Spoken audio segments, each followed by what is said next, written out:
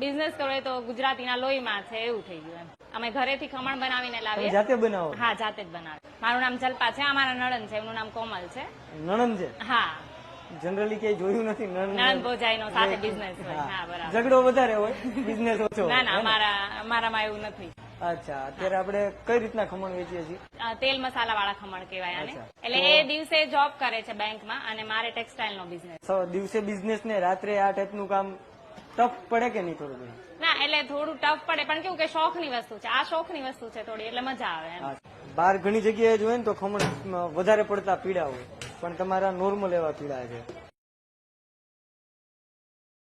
હવે એની ઉપર મસાલો. હા, મસાલો. મસાલો ઇન શોર્ટ મતલબ બધું જ ઘરની વસ્તુ છે, મતલબ કોઈ બહારની વસ્તુ કે એડેડ ફ્લેવર્સ કે એવું કઈ જ નહીં, કોઈ બધું નેચરલ વસ્તુ. અચ્છા, અને આની હારે સર્વ કરવામાં શું શું હોય છે? અને સાથે ગ્રીન ચટણી છે, લસણ વાળી ચટણી છે, મરચા અને કાંદા. ટાઈમિંગ શું હોય છે આપણો? 8 થી 1 વાગ્યા સુધી. તો ભાઈ નણંદ ભોજાના ખમણ ખાય તો મને તો મજા આવી ગઈ. જો તમારે ખાવા હોય તો વિઝિટ કરી જ લેજો.